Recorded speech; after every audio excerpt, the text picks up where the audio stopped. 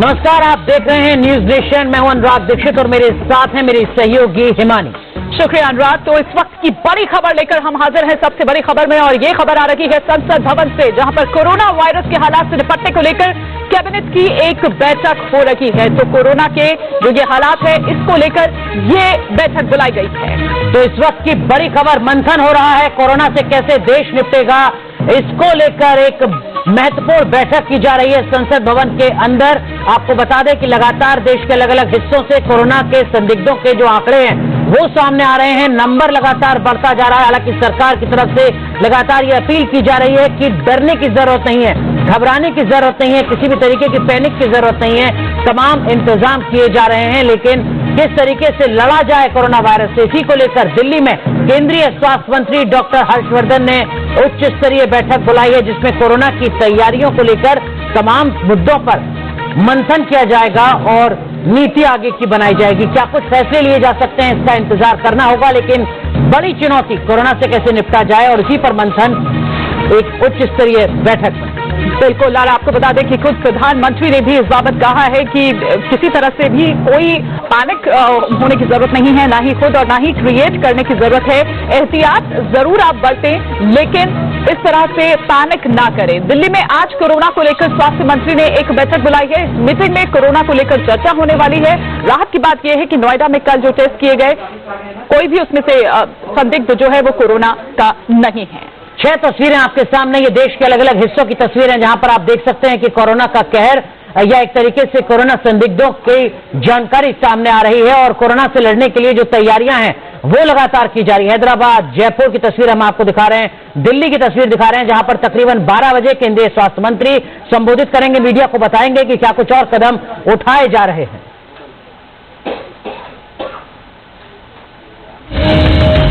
चीन से निकली महामारी के वायरस ने भारत में दस्तक दे दी है, लेकिन इस बीमारी का मुकाबला करने के लिए भारत सरकार ने भी अपनी ओर से पूरी तैयारी कर ली है। राजधानी दिल्ली से लेकर सुदूर केरल तक कोरोना के संक्रमण को रोकने के लिए किए गए हैं पूरे इंतजाम। यूपी और राजस्थान से लेकर तेलंगाना और केरल तक कोरोना वायरस से पीड़ित मरीजों के इलाज के लिए किए गए हैं स्पेशलाइज्ड अरेंजमेंट। कोरोना के खौफ ने भारत तक अपना पैर पसार दिया है, इसलिए सरकार हर स्तर पर इसके संक्रमण को फैलने से रोकने और पीड़ित मरीजों का मुकम्मल इलाज करने की तैयारी में लग गई है। कोरोना के संक्रमण का मुकाबला करने के लिए दिल्ली में सफदरजंग और आरएमएल अस्पताल को नोडल ऑफिस बनाया गया है। इस खतरनाक बीमारी से बचाव के लिए 3.5 लाख N95 मास्क उपलब्ध कराए गए हैं। कोरोना का इलाज कर रहे स्टाफ को संक्रमण से बचाने के लिए 8000 सेपरेशन किट का इंतजाम किया गया है। वहीं इलाज के लिए 19 प्राइवेट और 6 सरकारी अस्पतालों में 225 बेड तैयार रखे गए हैं। दिल्ली के 25 अस्पतालों में कोरोना के इलाज के लिए अलग वार्ड बनाए गए हैं। भारत में दवा की उपलब्धता बनाए रखने के लिए 26 दवाओं के एक्सपोर्ट पर रोक लगा दी गई है। इसके साथ ही सेना को 2500 संदिग्ध मरीजों की विशेष निगरानी करने के लिए तैयारी करने का निर्देश दिया गया है। सरकार ने तीनों सेनाओं को अपनी ओर से तैयारी करने का निर्देश दिया है। कोरोना के संक्रमण को रोकने के लिए सरकार हर स्तर पर व्यापक प्रबंध कर रही है। खुद प्रधानमंत्री नरेंद्र मोदी ने वायरस से निपटने की तैयारी की मंगलवार को गहन समीक्षा की। वहीं जयपुर में कोरोना वायरस के संक्रमित मरीज के मिलते ही राज्य सरकार भी एक्शन में आ गई। राज्य के हेल्थ सेक्रेटरी डीबी गुप्ता ने आपात बैठक की। यहाँ वीडियो कॉन्फ्रेंसिंग के जरिए राज्य के सभी अस्पतालों को अलर्ट पर रखा गया है। बताया जा रहा है कि कोरोना को लेकर विशेष सावधानी बरतते हुए भारतीय नौसेना के बहुपक्षीय अभ्यास मिलन को स्थगित कर दिया गया है। यह अभ्यास 18 मार्च से विशाखापट्टनम में होने वाला था। सैन्य अभ्यास के लिए अब नई तारीख तय की जाएगी। वहीं इटली, ईरान, दक्षिण कोरिया, जापान के वीजा सस्पेंड कर दिए गए हैं। इसके अलावा दुबई से बेंगलुरु आई इंडिगो फ्लाइट के 4 केबिन क्रू को विशेष निगरानी में रखा गया है। उधर केंद्रीय मंत्री डॉक्टर हर्षवर्धन के मुताबिक विदेश से आने वाले मुसाफिरों से भारत में कोरोना का संक्रमण न फैले, इसके लिए 12 देशों से आने वाले लोगों के लिए स्पेशल स्क्रीनिंग की जा रही है, ताकि संक्रमण का पता एयरपोर्ट पर ही चल जाए और मरीज को क्वारंटाइन किया जा सके। China, Singapore, Thailand, Hong Kong, Japan और साउथ कोरिया से आने वाले लोगों की यूनिवर्सल स्क्रीनिंग हो रही थी, जिसमें सब्सिक्वेंटली हमने Vietnam, Malaysia, Nepal, Indonesia, Iran और इटली को ऐड किया है। इन देशों से भारत आने वाले मुसाफिरों के लिए एयरपोर्ट पर अलग से एरो ब्रिज तय किए गए हैं, ताकि किसी भी स्थिति में इन मुसाफिरों से दूसरे मुसाफिरों को संक्रमण न हो। अभी 12 देशों से आने वाले पैसेंजर्स की ये इसके भी ईयर मार्क्ड एरो ब्रिजेज हैं जिनके माध्यम से ये आते हैं एयरपोर्ट्स पर। हम इनकी स्क्रीनिंग कर रहे हैं। दूसरे देश से भारत आने वाले मुसाफिरों में कोरोना के संक्रमण का पता लगाने के लिए एयरपोर्ट्स और बंदरगाहों पर स्क्रीनिंग की विशेष व्यवस्था की गई है। 21 एयरपोर्ट्स पर स्क्रीनिंग हो रही है, 12 मेजर सी पोर्ट्स पर स्क्रीनिंग हो रही है और 65 माइनर सी पोर्ट्स पर स्क्रीनिंग हो रही है। इसी तरह संदिग्ध मरीजों की जांच के लिए 15 लैब्स में काम चल रहा है, जबकि आने वाले 1-2 दिन में 19 और लैब्स में काम शुरू हो जाएगा। शुरुआत में जैसा NIV पुणे से शुरू किया था, हमने 15 अपनी लैब्स को ऑपरेशनल कर दिया था। 50 लैब्स तक हम किसी समय जरूरत पड़ने पे अपने लैब्स को ऑपरेशनल कर सकते हैं। तो अभी हमने ऑलमोस्ट 19 और लैब्स को आने वाले 1-2 दिनों में और फंक्शनल करने के लिए तैयारी कर ली है और इसके लिए निर्णय लिया है। जाहिर है भारत में केंद्र और राज्य की सरकारों ने अपनी ओर से कोरोना के संक्रमण पर काबू पाने के लिए मुकम्मल तैयारी कर रखी है, ताकि कोरोना वायरस के संक्रमण को रोका जाए। अगर किसी तरह कुछ लोगों में इसका संक्रमण हो भी जाए तो उसका मुकम्मल इलाज हो सके। Team news nation. और इस वक्त एक और बड़ी खबर जो जयपुर से आ रही है, RUHS को आइसोलेशन हॉस्पिटल बनाया गया है। बड़ी खबर इस वक्त 5 होटल कर्मी सहित 7 संदिग्ध जो मरीज हैं वो आइसोलेशन में रखे गए हैं। आपको बता दें कि इटली से आए दंपति को भी कोरोना वायरस की पुष्टि हुई है। जो तमाम जांच है वो अभी की जा रही है। अलग अलग स्तर पर जो लैब्स हैं वहां पर रिपोर्ट भेजी जाती है और उसके बाद जो पुष्टि है वो यहां पर होती है। लेकिन तैयारी किस तरीके से की जा रही है देश के अलग अलग हिस्सों में और क्या कुछ अपडेट है कोरोना वायरस को लेकर, ये इस वक्त न्यूज नेशन पर हम आपको बता रहे हैं। हमारे तमाम सहयोगी हमारे साथ बने हुए हैं और खास मेहमान भी हमारे सहयोगी विनीत हमारे साथ जुड़ रहे हैं, आगरा से सैयद आमिर हमारे साथ जुड़ रहे हैं, दिल्ली से लाल सिंह फौजदार हमारे सहयोगी हमारे साथ जयपुर से जुड़ चुके हैं, साथ ही साथ हमारे साथ जुड़ रहे हैं डॉक्टर के अग्रवाल और जुड़ रही हैं शिखा शर्मा जो डाइटिशियन है। तमाम जो पहलू हैं खाने पीने के वो हम उनसे समझने की कोशिश करेंगे। लेकिन डॉक्टर अग्रवाल, पहला सवाल आपसे, हिंदुस्तान के लिए कोरोना वायरस कितनी बड़ी चुनौती, कितना बड़ा खतरा? देखिए, कोरोना पूरी दुनिया में फैल चुका है, सबको मालूम है। तो जब भी किसी नई कंट्री में आता है तो 3 C याद रखिए। C का मतलब है पहला केस, किसका? कोरोना का। तो पहला केस अब 6 आ चुके हैं, जिसमें से 3 रिकवर हो चुके हैं। अभी दिल्ली में एक केस है, तेलंगाना में एक केस है और जयपुर में एक केस है। तो ये हो गया पहला C। अब दूसरा है कि दूसरा C फॉर क्लस्टर। अब हमें क्लस्टर नहीं होने देना, यानी कि इस केस से और किसी को केस को हम नहीं होने देना, इसलिए हमें आइसोलेट करना है और आपस में कोहोर्टिंग नहीं करनी, इनको आइसोलेट कर देना है। और अगर हमने यहाँ पे बीमारी को मार दिया तो बहुत अच्छी बात है, लेकिन अगर और केसेस हो गए, यानी कि क्लस्टर ऑफ केसेस हो गए, जैसे कि बीच में आया था कि आगरा के अंदर में 6 लोग सस्पेक्टेड हैं, तो फिर हमें थर्ड इज कम्युनिटी स्प्रेड। फिर हम चाहेंगे कि ये कम्युनिटी में ना फैले, यानी कि बिना किसी आदमी के मिले हुए कांटेक्ट, यानी कि मैंने छींक के टेबल पे छींक दिया या टेबल पे मैंने खांसी कर दी और कोई दूसरा आदमी टेबल पे आके बैठ गया, उसको इन्फेक्शन हो गया। तो अभी हमारा जो है वो इंडिविजुअल फर्स्ट C है, which is a index case. 3 index case है, उससे क्लस्टर नहीं होने देना, और अगर क्लस्टर हो गया तो क्लस्टर से कम्युनिटी में नहीं आने देना। तो ये एपिडेमियोलॉजिकल जो प्रोग्राम होता है वो यही होता है, और इसके अलावा इसका कोई इलाज नहीं है। तो बाकी लोग, क्योंकि अभी ये इंडेक्स केसेस हैं, उनको आइसोलेट कर दिया, तो अभी कम्युनिटी के अंदर में होने का खतरा नहीं है जब तक क्लस्टर नहीं आएगा। तो कम्युनिटी को घबराने की बात नहीं है, क्योंकि अभी एक भी क्लस्टर नहीं है। लेकिन क्या आप कह रहे हैं कि क्लस्टर अगर नहीं है, लेकिन क्या इससे भी रोका जा सकता है? क्योंकि भारत जैसे देश में अगर बात करें तो ये भी तो एक बड़ी अपने आप में एक ये समस्या है। वो जो पैनिक है उसको कैसे रोका जाएगा? क्लस्टर को रोकने के लिए आप इसे कोरेंजाइटी बोलते हैं, जो पैनिक है लोगों के अंदर में। तो पैनिक का ध्यान रखने का तरीका यही है कि फीवर विद कॉफ, 100 में से 80 से 90% लोगों को फीवर और कफ आएगा।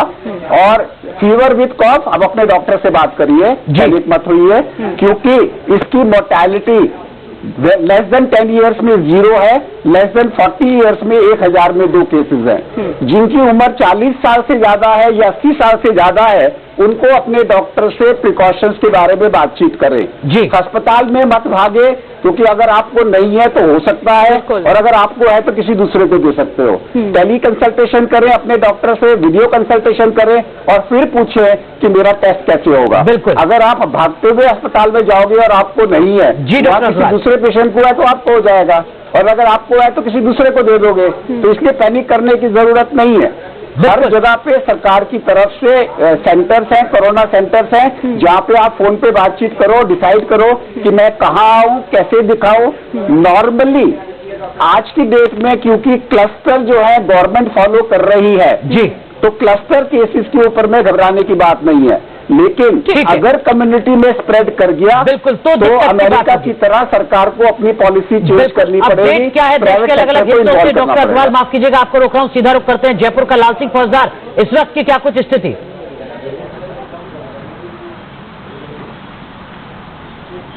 देखिए, बिल्कुल इटली दंपत्ति को जैसी कोरोना वायरस की पुष्टि हुई है, सरकार अलर्ट मोड पर है। चिकित्सा विभाग ने तमाम इंतजाम किए हैं।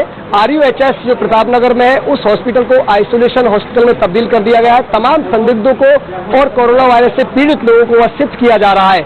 इसके साथ ही टास्क फोर्स बना दी गई है पूरे राजस्थान में, ताकि तुरंत प्रभाव से कोरोना वायरस को रोकने के वो इंतजाम किए जा सके, वो कदम उठाए जा सके, ताकि इस मौत की महामारी को रोका जा सके, इस वायरस को रोका जा सके। इसके लिए लगातार मीटिंग का दौर चल रहा है। देर रात को भी हमने चिकित्सा मंत्री से बात की थी, तो उन्होंने कहा कि हमने पूरे कलेक्टर्स को अलर्ट मोड पर रखा हुआ है। उनको जिम्मेदारी दी गई है कि हर जिले में इस बात का पूरा ख्याल रखा जाए कि कहीं कोई पीड़ित मिलता है, संदिग्ध मिलता है, इसको तुरंत इलाज मुहैया करा जाए। इसके साथ ही जयपुर एयरपोर्ट पर जापान, ईरान, कोरिया सहित 15 देशों के यात्रियों पर रोक लगा दी गई है। और साथ ही विशेष जो ध्यान रखा जा रहा है, SMS हॉस्पिटल में आने वाले मरीजों की स्क्रीनिंग की जा रही है। लेकिन सबसे जो गंभीर पहलू है उस वो मैं जरूर आपका ध्यान दिलाना चाहूंगा, क्योंकि जो इटली दंपत्ति था, ये राजस्थान के 5 शहरों में 10 दिन तक घूमता रहा, लगभग सैकड़ों लोगों के संपर्क में आया, होटल्स में ठहरा, हमारे तमाम पर्यटन स्थलों पर घूमा। 94 लोगों को चिन्हित किया गया है, जिनके 94 लोगों को चिन्हित किया गया है। लेकिन आगरा से हम समझते हैं कि वहां पर किस तरह की स्थिति है और इससे निपटने की किस तरह की तैयारी है। लाल सिंह फौजदार, हम आएंगे आपके पास, लेकिन विनीत का हम रुख करना चाहेंगे। विनीत, आप तक वहां पर किस तरह की जानकारी मिल रही है, क्योंकि 6 अकेले केसेस तो यहीं पर है? जी बिल्कुल, मैं आपको बताना चाहूंगा, जब से ये 6 केस जो पॉजिटिव आए गए हैं, उसके बाद लगातार स्वास्थ्य विभाग की टीम अलर्ट है, और पहले से भी अलर्ट थी। कल स्वास्थ्य विभाग यूपी में एक बड़ी बैठक की गई और उसके बाद दिशा निर्देश जारी किए गए। हालांकि यहाँ पर 10-10 बेड के 2 आइसोलेशन वार्ड यहाँ पर बनाए गए थे, लेकिन कल एक मीटिंग में तय किया गया, सभी सरकारी अस्पतालों के जो डॉक्टर्स थे वो वहाँ पे मौजूद थे, और ये कहा गया कि 200 बेड का एक अलग से अस्पताल बनाया जाए। पर्यटन नगरी पर्यटक आता है तो होटलों को भी एडवाइजरी जारी की है। एक खास बात यह भी है कि मैं जिस स्कूल में इस समय खड़ा हुआ हूँ, और वहाँ पर जो जिस परिवार के 6 लोग थे, उसमें एक बच्चा हाई स्कूल का था जो यहाँ पढ़ता था, और स्कूलों को एडवाइजरी जारी होने के बाद यहाँ पर इस स्कूल को आज बंद कर दिया गया। फादर एंड्रू हमारे साथ मौजूद हैं।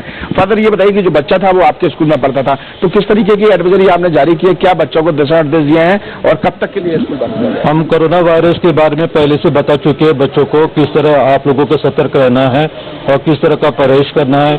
पब्लिक प्लेसेस में नहीं जाना है और किसी पार्टी में जाना नहीं है, अपने आप को बचाए रखे, और इसमें किसी को घबराने की बात नहीं है। पूरा अपना जो कल बच्चा जो पॉजिटिव पाया गया आपके हाई स्कूल का था, आपके कॉलेज का ही था, तो उसके बाद क्या दिशा निर्देश दिए? इस बच्चे के बारे में मुझे उनके परिवार से तो मालूम नहीं हुआ, लेकिन मुझे बाहरी बार से मालूम हो चुका है। लेकिन हमने उसको उनको तो शिफ्ट कर दिया गया है, लेकिन हम पूरी तरह सतर्क हैं और उनके परिवार के कोई भी यहाँ नहीं आएंगे पढ़ने के लिए। कोई टीम बनाई है आपने? कॉलेज में हमारी टीम बन चुकी है और हमने सैनिटाइज का पूरा प्रक्रिया शुरू कर दी है। पूरे स्कूल को साफ सुथरा रखेंगे और किसी प्रकार के बच्चों को घबराहट नहीं हो, पेरेंट्स को घबराहट नहीं होनी चाहिए। हम फिलहाल एहतियात के तौर पर आज कॉलेज को बंद किया गया, लेकिन एक एडवांस टीम भी यहाँ पर स्वास्थ्य विभाग द्वारा बनाई गई है।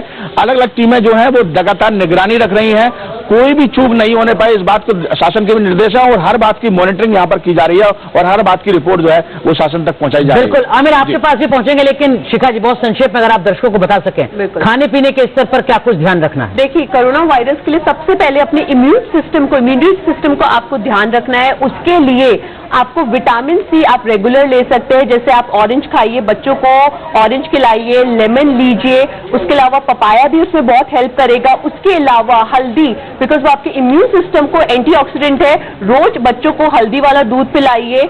उसके अलावा आप सिनेमन पाउडर जो होता है, दालचीनी का पाउडर, बिकॉज वो आपके इम्यून सिस्टम को स्ट्रॉन्ग करता है। सुबह आप खाली पेट ले सकते हैं और रात को डिनर के बाद भी ले सकते हैं। सो अपने इम्यून सिस्टम पे आपको खास ख्याल रखना है, बिकॉज जितना आपका इम्यून सिस्टम स्ट्रांग होगा उतना ही आपका कोल्ड कफ से आप बचे रहेंगे। और बिल्कुल जैसे यहाँ पे बात हो रही है, पैनिक बिल्कुल मत कीजिए, राइट। अपने खान पीन का बिल्कुल ध्यान रखिए। और यहाँ पे बात हो रही है सैनिटाइजर की, बिकॉज बच्चे बहुत ज्यादा सैनिटाइजर यूज करते हैं। जब अगर आपके पास हाथ धो नहीं सकते तब आप सैनिटाइजर का इस्तेमाल कीजिए, अदरवाइज वॉश योर हैंड, अपने हाथ को वॉश कीजिए मिनिमम फॉर द 20 सेकेंड, और ये आपको बिल्कुल एक प्रिवेंशन दे सकता है फ्रॉम द कोरोना वायरस। ठीक है, आप हमारे साथ बने रहिए शिखा जी, और ये चर्चा भी लगातार हमारी जारी है। तमाम खास मेहमान हमारे साथ जुड़े हुए हैं और साथ ही साथ हमारे सहयोगी भी हमारे साथ जुड़े हुए हैं। एक ब्रेक के लिए हमें यहाँ पर रुकना होगा। ब्रेक के बाद हम सैयद आमिर से जानेंगे कि क्या कुछ दिल्ली में इंतजाम है। कैसे बचे देश, कैसे फैल रहा है खतरनाक वायरस, कहां तक फैल चुका है कहर, काल बन चुके कोरोना की पूरी खबर। कोरोना से जीतेगा हिंदुस्तान, न्यूज नेशन पर लगातार।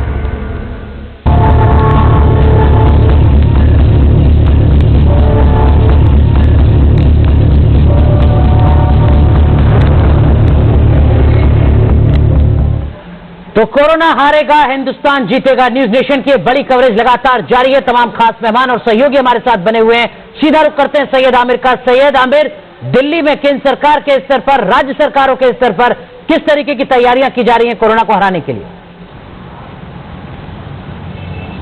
देखिए, सबसे बड़ी बात यह है कि इस समय केंद्रीय कैबिनेट की बैठक चल रही है, जिसमें खुद हर्षवर्धन जो है वो रिपोर्ट सौंप सकते हैं कि किस तरह से भारत की तैयारियां हैं खासतौर पे। दूसरी चीज ये है कि 11 बजे अहम बैठक स्वास्थ्य मंत्री ले रहे हैं, जिसमें हेल्थ सेक्रेटरी के साथ में तमाम जो विभाग के लोग हैं, वो अधिकारी जो है वो शामिल होंगे, और उसमें वो अपना रोड मैप तैयार करके बताएंगे कि हमें किस तरह से चौकन्ना रहना है, देश में कोई भी एक केस ना हो सके, इसके लिए पूरी तरीके से भारत को तैयार रहना है। और साथ में राज्य सरकारों के जो हेल्थ मिनिस्टर्स हैं उनसे भी बातचीत करने की खबर आ रही है। लेकिन मैं आपको बता दूं, दिल्ली किस तरह से तैयार है। तमाम हॉस्पिटल्स, चाहे वो सफदरजंग हॉस्पिटल हो, दूसरे हॉस्पिटल्स हो, वहां पर इंतजाम किए जा रहे हैं कि किस तरह से वहां पर मरीजों को लाया जा सकता है, और उसके लिए पूरी तैयारी की जा रही है। लेकिन कुछ लोग हमारे साथ में हैं जो कि ऑफिस में काम करते हैं, घर से निकलते हैं, अब इस तरह के मास्क जो है वो पहन रहे हैं। लेकिन क्या मास्क आसानी से मिल रहा है? क्या इजिली मिल पा रहा है आपको? बिल्कुल नहीं, बिल्कुल नहीं। मास्क इजीली अवेलेबल नहीं है। आप किसी भी मेडिकल स्टोर में इवन चेक कर सकते हैं। 10 में से मुश्किल से एक मेडिकल स्टोर में मिल पा रहा है। सरकार को इस पर ध्यान देना चाहिए। ठीक है, सरकार को इस पर ध्यान देना चाहिए। सैयद आमिर, आएंगे आपके पास क्योंकि समय बहुत सीमित है हमारे पास, कम है थोड़ा सा। लेकिन डॉक्टर अग्रवाल, आपसे ये समझना चाहेंगे 2 सवाल। एक तो ये कि किन में संक्रमण का ज्यादा खतरा है, वो चाहे बच्चे हों, बुजुर्ग हों, या किन में। दूसरा चीज ये कि वो कह रहे हैं कि मास्क मिल नहीं पा रहे हैं, इनकी भी एक थोड़ा सा शॉर्टेज हो गई है। क्या सिर्फ मास्क ही एक सोल्यूशन है, यही एक बचाव का तरीका है? जहाँ तक सवाल है उम्र का, 10 साल से पहले इसकी ना बीमारी होती और ना इसमें कोई मोर्टेलिटी है, और 20 साल से पहले प्रैक्टिकली ये बीमारी नहीं होती। एल्डरली को ये बीमारी होती है, इसलिए जो लोग खासकर हार्ट के मरीज हैं जिनकी उम्र 60 से ज्यादा है, वो पब्लिक गैदरिंग में वैसे भी उनको नहीं जाना चाहिए, क्योंकि अगर कभी भी उनको विंटर में निमोनिया कोई भी हो जाए तो खतरा होता है इसके साथ में। नंबर 2 बात है, जहां तक मास्क का सवाल है, मास्क सिर्फ उन लोगों को पहनना है जो बीमार हैं या उनके क्लोज कॉन्टैक्ट हैं। आम जनता को अभी मास्क की पहनने की जरूरत नहीं है। भारत सरकार को इमीडिएटली एसेंशियल कमोडिटीज एक्ट में national list of essential medicine में लाके, जैसे उन्होंने इसके टाइम पे स्वाइन फ्लू के टाइम पे टेनी फ्लू को उन्होंने सेंसर किया था, वैसे ही मास्क की बिक्री सेंसर करें कि मास्क आपको सिर्फ मेडिकल प्रिस्क्रिप्शन पे मिलने चाहिए, नहीं तो भारत में शॉर्टेज हो जाएगी। याद रखिए, इस वक्त में कम से कम 40 लाख हेल्थ केयर वर्कर्स हैं जिनकी प्रायोरिटी है मास्क पहनना, ना कि आम जनता जो कि ग्रीन है। 3 सिग्नल याद रखिए, रेड, येलो एंड ग्रीन। अगर आप रेड है तो आपको आइसोलेट करना है, यानी कि आप इन्फेक्टेड है। येलो का मतलब है close contact, you will be isolated. Green का मतलब है आपको कोई खबर नहीं है, कोई रिस्क नहीं है। नंबर 2, सब लोगों को एक दूसरे को कोरोना नमस्ते करना चाहिए ताकि ये बीमारी एक से दूसरे को ना फैले। कोरोना नमस्ते का मतलब है कि दूसरों को नमस्ते और मेरा हाथ मेरे सर पे या मेरे मुंह पे ना लगे, मुंह से दूर रहे। ठीक है, तो कोरोना नमस्ते बहुत संक्षेप में अगर आप बता सकें, जो नॉनवेज खाते हैं वो उनके लिए कोई हिदायत, या कोई बाहर का जो खाना खाते हैं बाजार का, उनके लिए कोई हिदायत बहुत संक्षेप। बिल्कुल, एक्चुअली सो अगर आप नॉनवेज खाते हैं, वैसे ट्राई कीजिए कि आप इस टाइम नॉनवेज बिल्कुल ना यूज करें, और अगर आप कर रहे हो उसे अच्छी तरह पकाइए और धोने, जब उसको वॉश करने की बात आए तो पानी में नमक डाल के और उबाल के उस पानी का इस्तेमाल कीजिए अपने नॉनवेज को, चिकन को वॉश करने के लिए, राइट। और बिकॉज जितना आपका इम्यून सिस्टम स्ट्रांग रहेगा, जितना आप नॉनवेज से दूर रहेंगे, उतना ही कोरोना वायरस। बाजार में जो लोग खाते हैं खाना घर पे नहीं खा पा रहे, बाजार में खाते हैं, बिल्कुल आप अवॉइड कीजिए। बिकॉज अभी जैसे रेड अलर्ट आ रहा है और हमने इतनी सारे केसेस हम देख चुके हैं, इंडिया से बाहर और इंडिया में भी आ रहा है, तो बिल्कुल अगर आप बाहर का खाते हैं आप अवॉइड कीजिए। बिकॉज आपका जब हाथ मुंह, आंख या नाक के पास जाएगा और अगर कहीं से वो इन्फेक्शन आ गया है तो वो आपको भी लग सकता है। तो बिल्कुल बाहर का खाना अवॉइड जितना हो सके बिल्कुल कीजिए। अगर आप खाना चाह रहे हैं बाहर का खाना, then go to a good places जहां पे बिल्कुल क्लीनिनेस से वो खाना बनाया जा रहा है। चलिए, तो हम यहाँ पर जान रहे थे कि आखिर क्या कुछ आप कर सकते हैं, क्या वो एहतियात है जो यहाँ पर बरत सकते हैं। साथ ही साथ डॉक्टर अग्रवाल की ओर से भी हमें वो टिप्स मिले। तमाम हमारे सहयोगी भी हमारे साथ जुड़े हुए थे। फिलहाल हम शुक्रिया करना चाहेंगे उन तीनों का ही इस तमाम जानकारी के लिए। लेकिन सैयद आमिर, आपके पास जरूर आएंगे, वो जो बैठकों का दौर यहाँ पर जारी है उस पर भी हम आपसे जानकारी लेंगे। न्यूज नेशन की बड़ी कवरेज लगातार जारी रहेगी, क्योंकि हिंदुस्तान को जीतना है और कोरोना को हारना है। रुक रहे हैं कुछ देर के लिए।